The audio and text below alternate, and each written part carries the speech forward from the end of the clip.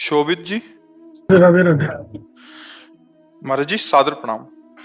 महाराज जी, अध्यात्म की तरफ चलते चलते अचानक मन विचलित सा हो जाता है, उल्टे से ख्याल आते हैं, नकारात्मक ऊर्जाएं उत्पन्न सी होती हैं महाराज। हाँ, वो चूंकि संसार का मनोरंजन उसको प्रिय लगता है, मन को मनमानी आचरण करना उसको प्रिय लगता है।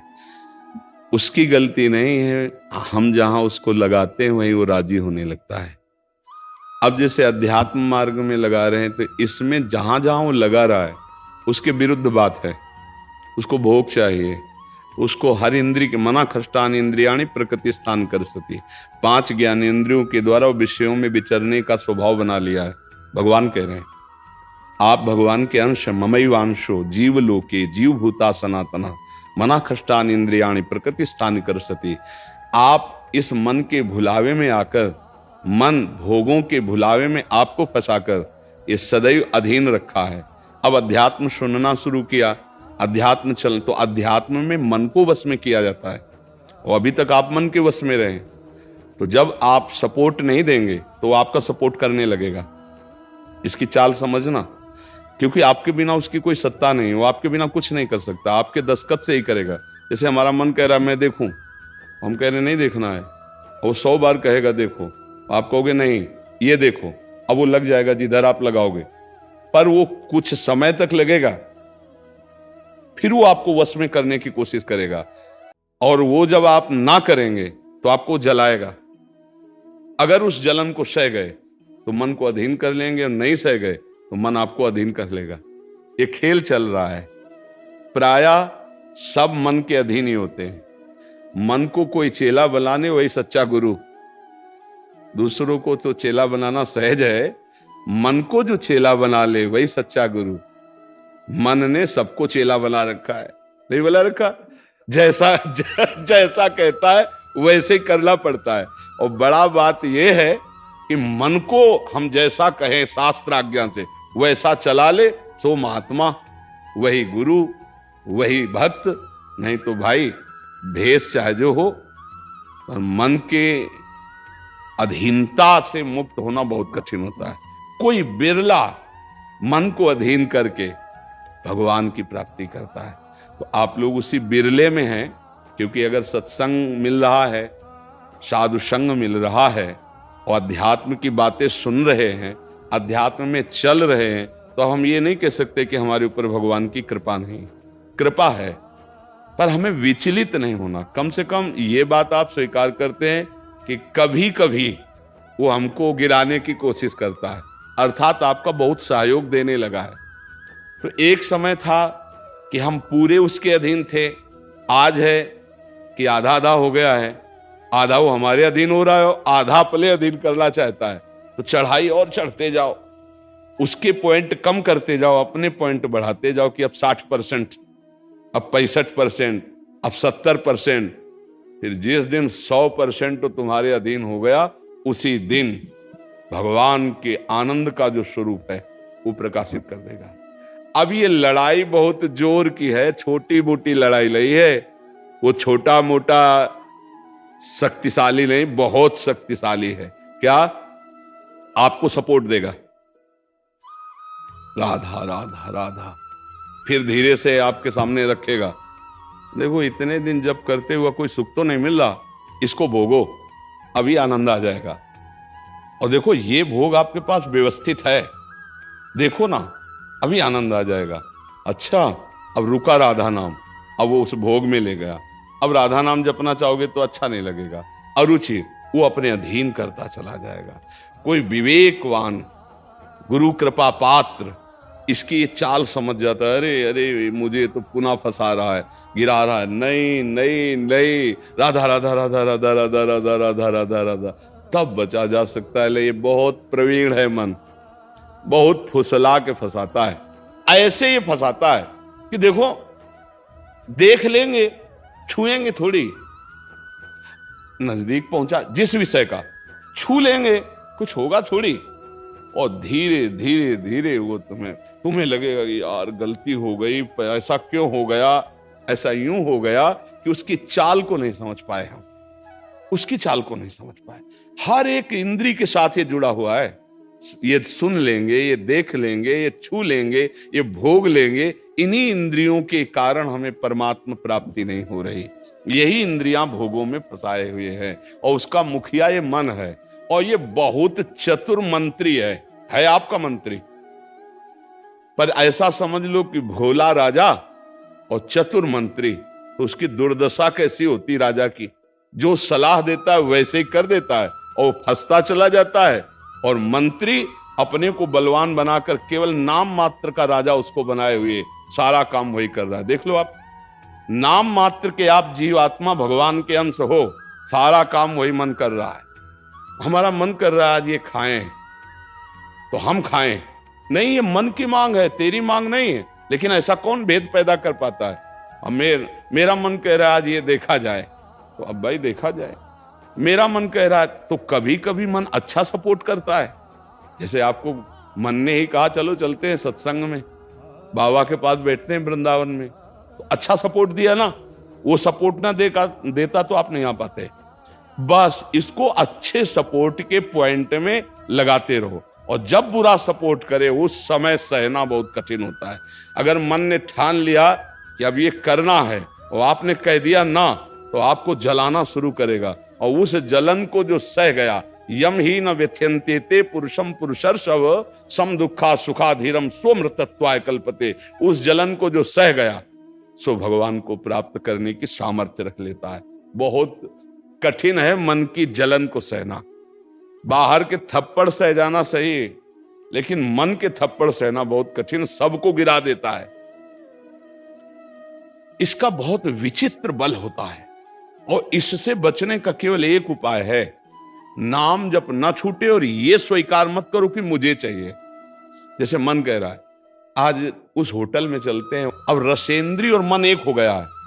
अब आपको लगता है मेरी मांग है, तो बोले भाई आज मेरा मन कह रहा है यही, आज मेरा मन कह रहा है कि आज उस होटल का भोजन होना चाहिए। अरे तेरा मन कह रहा है, तू खुद कह रहा है, अब उसमें निर्णय करो सही है कि गलत। अगर गलत लग रहा है इसकी चाल, तो आप मत जाओ। घर में रोटी दाल बनाओ, इसको अच्छा नहीं लगेगा, ये 100 बार कहेगा नहीं नहीं, तो आपको नहीं भाई आज तो यही खाना पड़ेगा।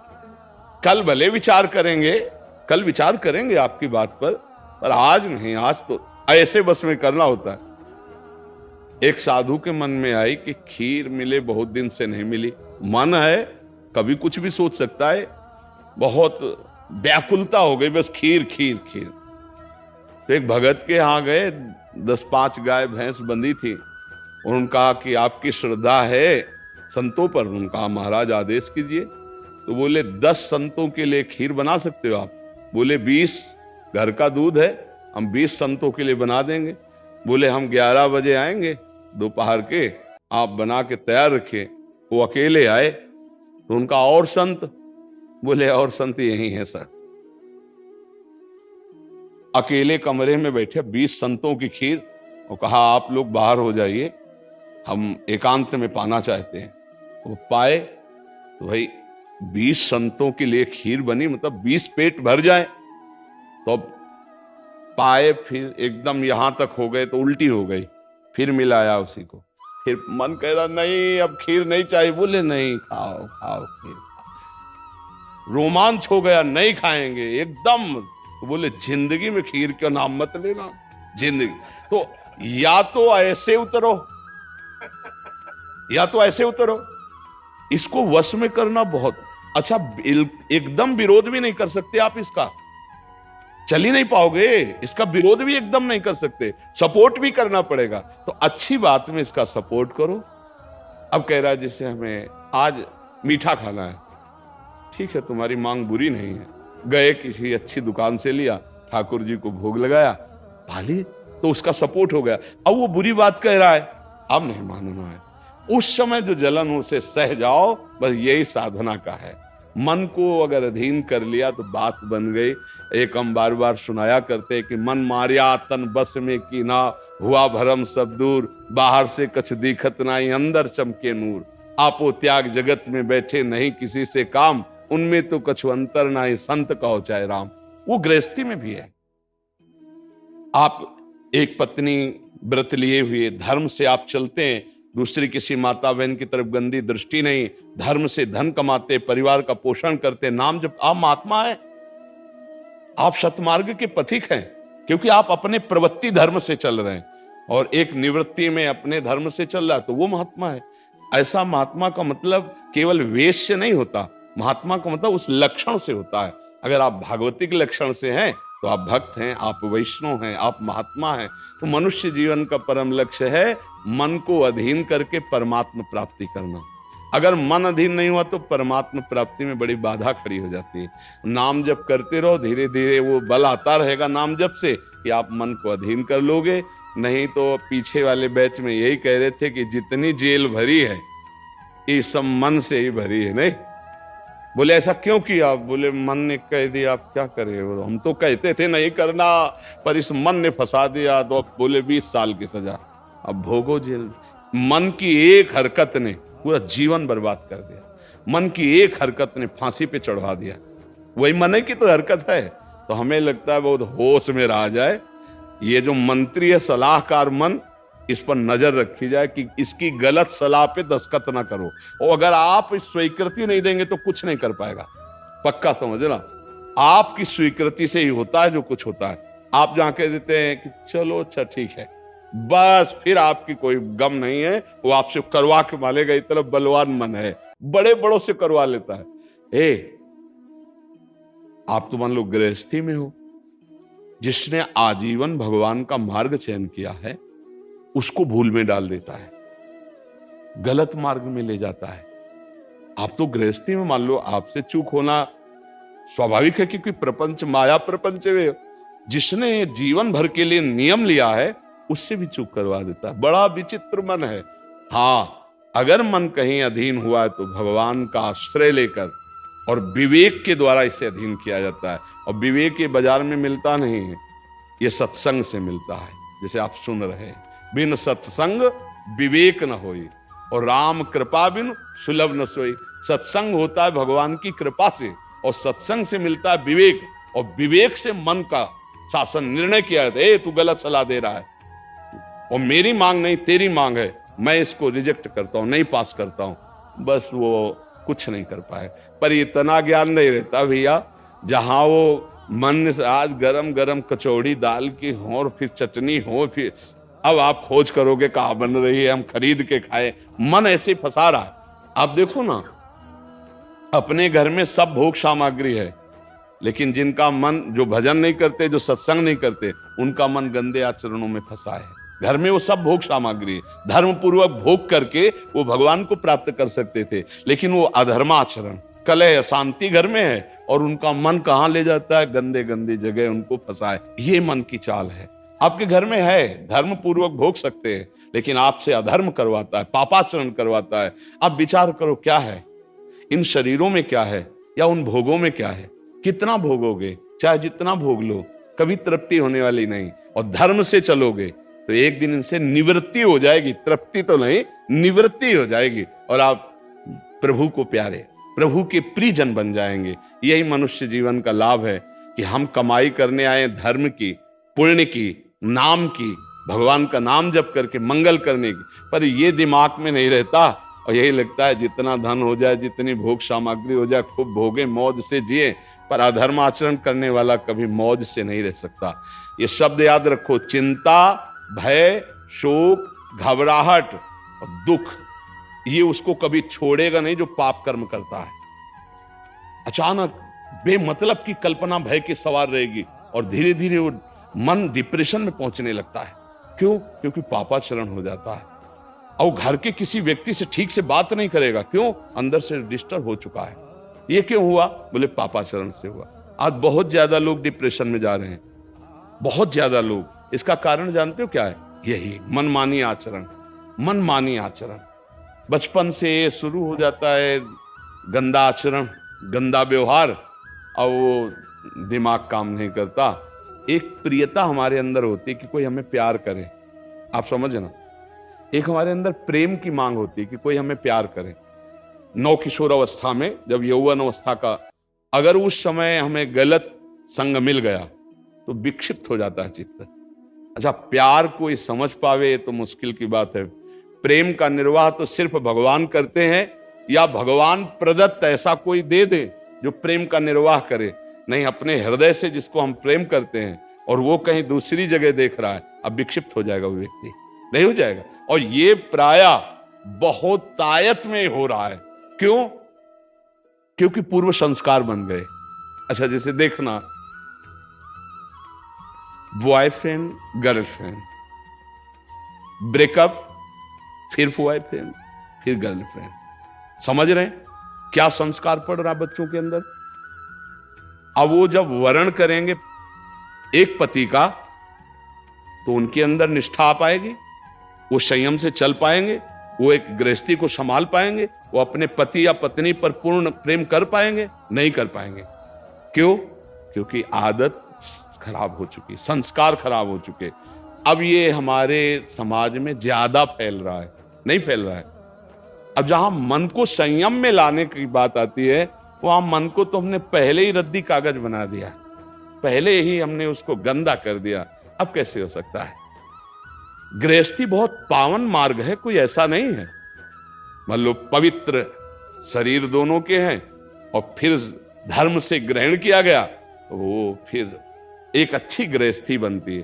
अब पहले ही, इसलिए भाई बहुत संभालने की जरूरत। आप तो बड़े भाग्यशाली जो अध्यात्म में इस बात को समझ रहे, नहीं तो आज हमारा समाज थोड़ा गलत रास्ते की तरफ जा रहा है, गलत मार्ग है जिसको कोई समझ नहीं रहा। हमारे नवीन नवीन बच्चे, नवीन नवीन बच्चियां, नवीन नवीन भाई इस भूल में फंस गए कि ये सुख है और ये भोगना मतलब जीवन का लाभ है। नहीं नहीं नहीं, इसको धर्म के अंतर्गत रखा गया। देखो, हमारे शास्त्र में 4 पुरुषार्थ रखे गए, धर्म, अर्थ, काम, मोक्ष। काम कहां है? तीसरे नंबर पे है। पहले में क्या है? धर्म, और आखिरी में क्या है? मोक्ष। जो धर्म से चलता है, धन धर्म से कमाता है, धर्म से काम भोग करता है, वो मोक्ष को प्राप्त हो जाता है। आज 2 बातें हट गई, पहली और आखिरी, धर्म और मोक्ष हट गया, अब अर्थ और काम रह गया, नहीं रह गया। बस यही पशुता बढ़ती चली जा रही है। अब ये संतों की बातें कड़वी लगेंगी समाज को, लेकिन भैया बहुत गलत रास्ते में अपने लोग जा रहे हैं। इससे लौटना अभी संभव है, अभी लौटना संभव है। अगर कदम आगे बढ़ते चले गए तो आप लौट नहीं पाएंगे। आप देखो, हमारे नवीन बच्चों में बहुत डिप्रेशन की ये बात आती चली जाए। क्यों? विक्षेप पे विक्षेप पड़ रहा है। अब वो उससे आसक्त है, वो ब्रेकअप हो गया, अब उसका दिमाग पे जो भार पड़ा वो पूरे जीवन की जीवनी शक्ति को नष्ट कर रहा है, चाहे बच्चा हो चाहे बच्ची हो। मतलब कई ऐसी समस्याएं प्रकट हो रही हैं जो अपनी बात कह नहीं सकते हैं और अंदर ही अंदर वो अपने को खोखला कर लेते हैं। हमें लगता है कि माता पिता को, परिवार को इन समस्याओं से, बच्चों से जुड़कर उनको हटाना चाहिए, उनको शिक्षा देनी चाहिए, उनको ऐसा मित्रवत बल देना चाहिए जिससे उनकी मानसिकता उभरे। अगर ये छूट बनी रही, इसे कहा जाता है दोस्ती, लेकिन भारी दुश्मनी फैल रही है, भारी हमारे जीवन का नाश करने वाली वृत्तियां फैल रही। तो इसलिए इससे बचा जाए और नाम जप किया जाए। अगर मन को छूट मिल जाए तो नरक पहुंचाने की पूरी व्यवस्था कर देगा। मन को छूट मिल जाए तो भारी से भारी अपराध करा देगा और जलाता रहेगा।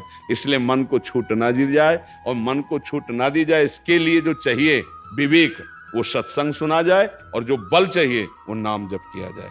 नाम का बल और सत्संग का विवेक, ये 2 ही बचा सकते। साधन को हरि भजन है, कै सत्संग सहाय।